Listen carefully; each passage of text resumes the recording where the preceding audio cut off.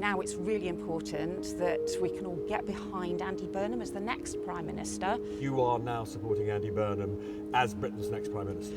I think Andy is the right person to be the next Prime Minister.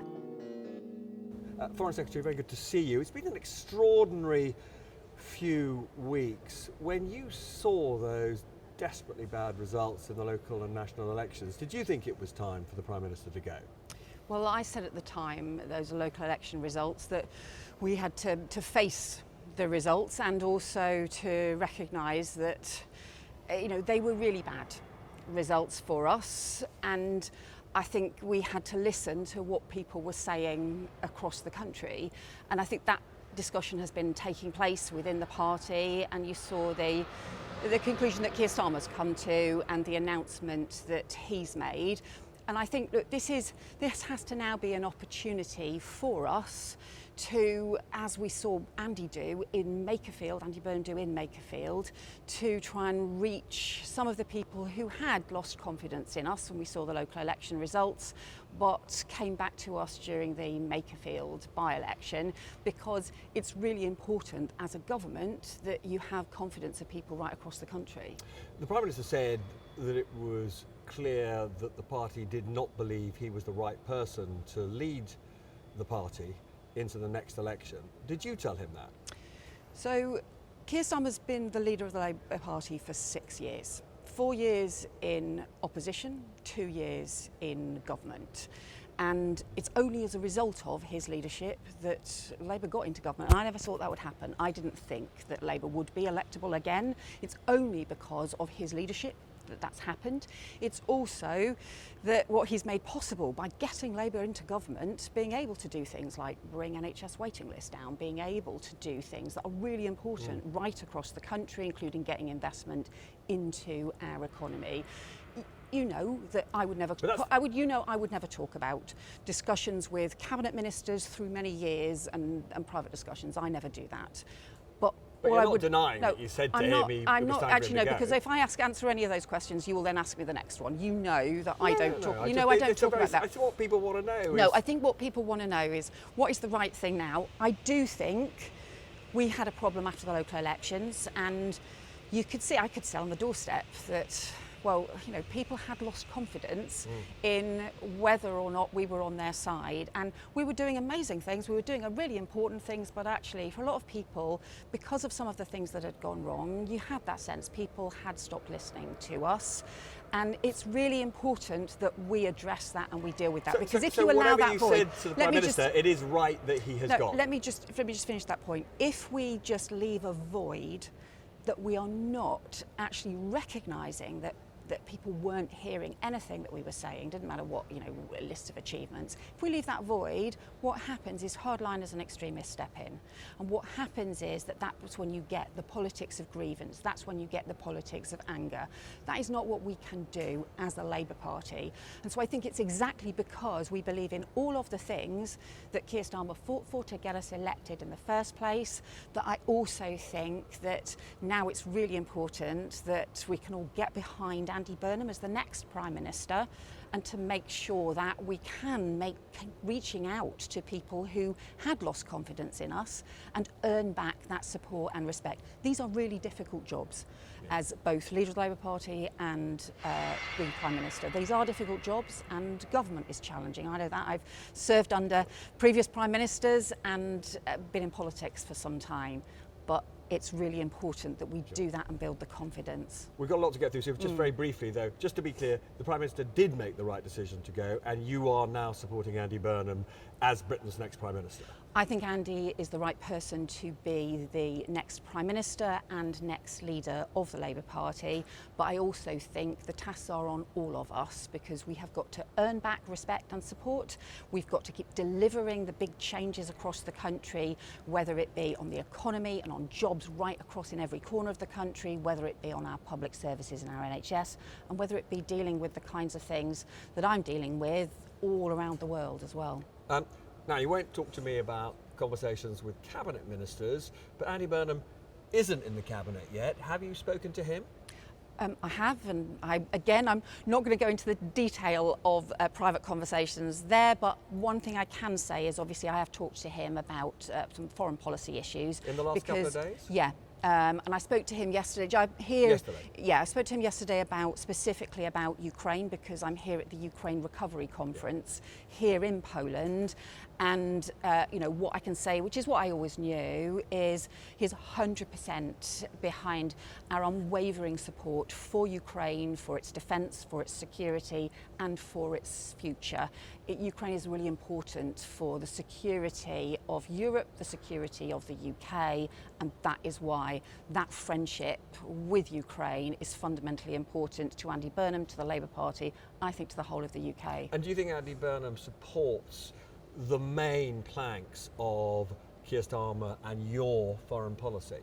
Well, he'll need to set out the foreign policy priorities that he wants to set. But I think on things like, I've known Andy for more than 25 years. I know he is a fundamental believer in NATO and in our shared deterrence and in the multilateral partnerships that we have and in things like the support for Ukraine as well. So I know that will continue.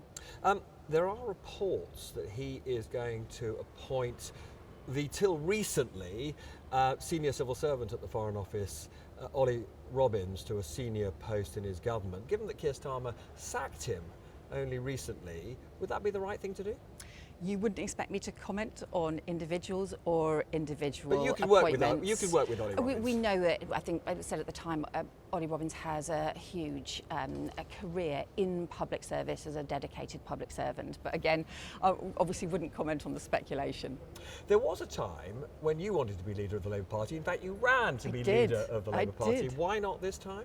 So I think Andy is the right person now to lead the Labour Party after what he's shown in Makerfield is that ability to inspire people, to show that actually you can bring communities together. And in an area, actually it's very similar, Makerfield's very similar to my constituency, an area where actually when you saw the politics of grievance, you saw a lot of that reform divisive campaigning. And what Andy's shown is it's possible to turn that round and to be able to reach into communities rooted in Labour values. That is really important. And that's why I think he is the right person to be the next Prime Minister. If somebody else is thinking of challenging for the leadership, would you try and dissuade them? That is for them to do, and that we have a set of processes. I think that the most important thing is, however we have this debate about the leadership of the Labour Party, the most important thing is that we have an orderly transition that keeps its focus on the country, that keeps its focus on our public services, that keeps its focus on the serious global security threats that the UK faces. We're not going to take our eye off those. It's why I'm continuing to have these discussions here in Poland. It's why I was in Egypt last week, China and India the week before. That has to continue but for you, to just keep to be that clear, focus. some are saying it's really important that Andy Burnham's policies are tested before he becomes Prime Minister. I don't think you do think that is an imperative. I don't. I think the important thing is that we keep the focus on the country and on governing rather than the focus just being on ourselves. This can't just be about the Labour Party. This has to be about making sure we're getting on with the job, because I think that's what people want to see. And obviously Andy Burnham is going to make up his own mind about these things, but would you like to stay as Foreign Secretary? As you say, that is a matter for him. I mean, I'm loving doing this job. As you can tell, they're really important. And I do think that the scale of the security threats that we've seen, I think, has become much greater. The sort of precariousness of the UK's role in the world has become more significant. And it's really important that we build our strength and our resilience, whether that be around defence, whether that be around our economic security, but also that our foreign policy is rooted in our values as well. So, some of the things that we're dealing with today are around working the frigates that we've got here, where we're strengthening our defence cooperation with Poland because of the threat from Russia. But I'm also been on the phone to our embassy team in Venezuela about the earthquake, where we're providing support for those affected by the earthquake, because that is rooted in our humanitarian values. So it's about security and strength, but also about our values. We're almost out of time. I want to come back to you on one other aspect of Venezuela in a minute or two. I mean, you were Chief Secretary at the Treasury. Would you fancy being Chancellor? I think, again, that is a matter for Andy to decide. It's not for me to decide. I can talk to you about the job I'm doing right now, but everything else, I just think this is not a matter for me. And okay, I'm going to have one more go at that, which is something that he should try and persuade Keir Starmer to stay as part of the team in the cabinet. Do you think that would be a good idea? So, as we know, that Keir's not only got a huge reputation of public service and also the leadership that he has shown. So I'm sure he will continue to be a really important part of the Labour Party going forward. And again, it'll be for Andy to decide. So finally, I'm going to ask you one more question about Venezuela, but just on the domestic agenda. What is it about the Labour Party that it cannot choose as leader anyone but a white middle-aged man? So I think, as you said yourself, and I stood and other women have stood in the past, and we have had women acting leaders as well. Yes, but that's important. But there's never been one chosen as permanent leader and Prime Minister. Look, why is that? Look, I hope there will be. You know, I think it is an issue we have, of course.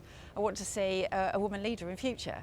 I mean, I think Andy is the right person to do this job now, but of course I want to see a woman leader in future. And then finally on Venezuela, do you know the fate of British nationals over there? Are all the people who work in our embassy safe? What do you know about people on the ground there?